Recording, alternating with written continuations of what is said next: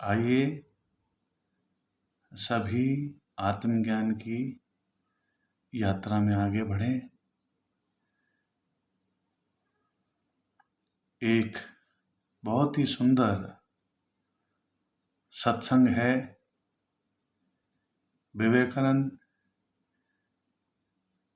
रामकृष्ण परमहंस और उनके प्रिय भोला भगत के संदर्भ में यहाँ पर वो मैं प्रस्तुत करना चाहता हूँ। सावधान हो जाइए।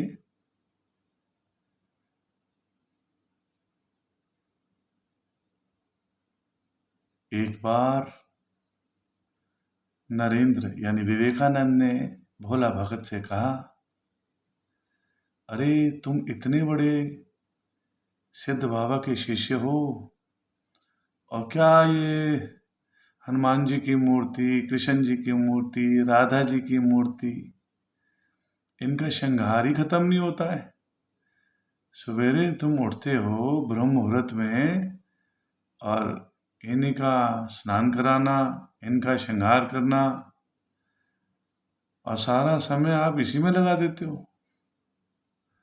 अरे भोला, ब्रह्म विद्या के साधक हो। भोला भाई, ब्रह्म विद्या के साधक हो। हमारे गुरु महाराज कितने बड़े सिद्ध हैं। अपना आराम से ध्यान लगाया करो। ये बात नरेंद्र विवेकानंद कहते रहते थे भोला से अक्सर। नरेंद्र की अपनी मौज थी, भोला भगत की अपनी मौज थी। आगे बढ़ते हैं। विवेकानंद जी को एकाकी त्राटक विद्या में बहुत ही ज्यादा उन्होंने त्राटक विद्या को सिद्ध किया हुआ था और उनके अंदर एक साधक को अक्सर हो जाता है कि मैं त्राटक से कुछ भी कर सकता हूँ, क्योंकि एकाग्र शक्ति तो बहुत सुंदर हो ही जाती है। जैसा कि आपको मालूम है, विवेकानंद जी कोई भी पुस्तक पढ़ते थे, दोबारा पढ़ने की उसे आवश्यकता नहीं होती थी।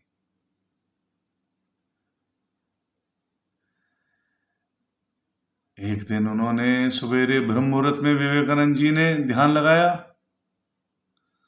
और ध्यान लगाकर उन्होंने भोला भगत को देखा और निर्देश दिए, भोला, इतने बड़े सिद्ध के शिष्य होकर और तुम ये मूर्तियों में फंसे हुए हो।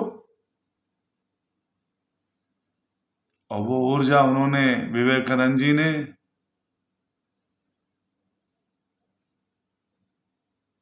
भोला भगत की तरफ छोड़ी, क्योंकि उनका भी प्रेम था। वो ज्ञान मार्ग से थे, ये प्रेमी थे। भोला भगत सुबह सुबह उठे, भोर में उन्हें बेचैनी होने लगी कि नरेंद्र भैया सही कहते हैं और हम जो है अभी भी फंसे हुए हैं। अरे भाई, वो सच कह रहे हैं। उनको ये नहीं मालूम था उनके साथ क्या हो रहा है। चलो भाई, उन्होंने सारी मूर्तियां समेटी और समेट के वो उन्होंने बैलगाड़ी में रख ली और वो रोते जा रहे हैं, क्योंकि जीवन था उनका। वो जीते थे, कृष्णा के श्रृंगार करते थे, उनको स्नान कराते थे, फूलों से उनको चारों तरफ से मंदिर को संवारते थे। वो सारे जो उनके दैनिक जो चार्य थी वो समाप्त हो गई। अब वो तो लुट गए और वो जा रहे हैं समुद्र में, उन्हें गंगा जी में डालने के लिए जा रहे हैं कि बस आज आखिरी है। नरेंद्र भैया तुम सही हो। रोते जा रहे हैं और बैलों को हाँकते जा रहे हैं, चलो चलो जल्दी करो, देर ना हो जाए, कहीं मैं दोबारा फंस ना जाऊं। इन मूर्तियों में। और उनको ये नहीं पता था उनके साथ क्या हो रहा है। उधर स्वामी विवेकानंद अपने ध्यान में बैठे हुए भोला को देख रहे हैं। तुरंत रामकृष्ण परमहंस सिद्ध बाबा को ये बात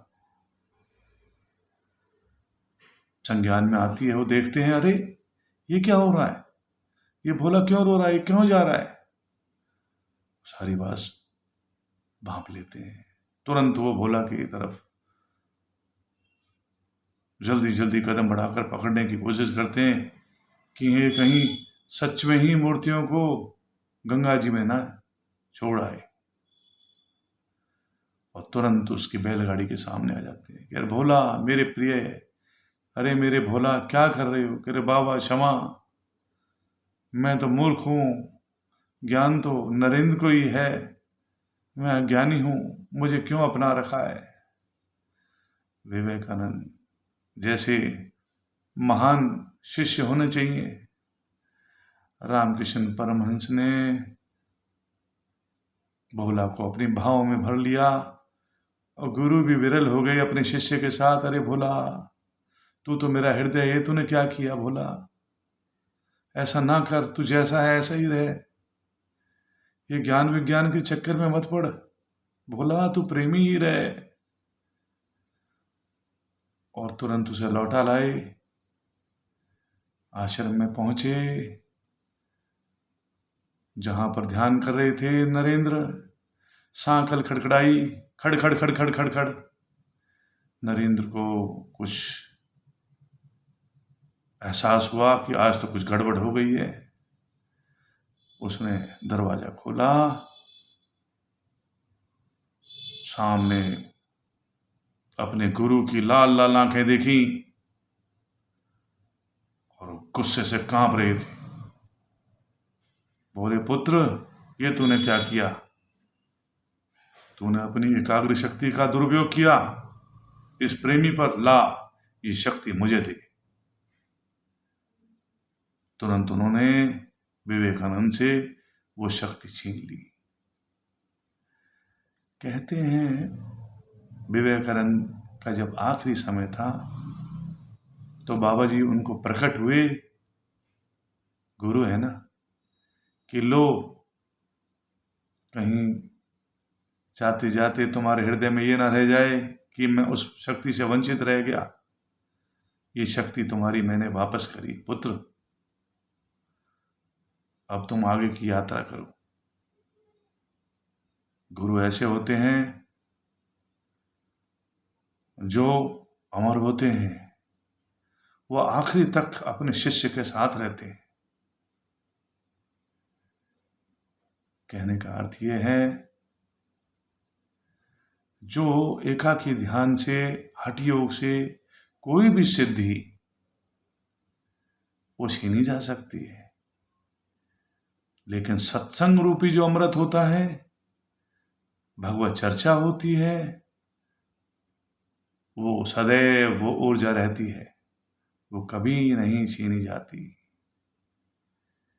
वो सदैव रहती है, निरंतर रहती है, अजर अमर रहती है। तो जीवन सत्संग में ही बनाइए और अमर फल चखते जाइए। और इस यात्रा में, आत्म तत्व की यात्रा में, स्वरूप सिद्धि की यात्रा में, तुम आत्मा हो शरीर नहीं,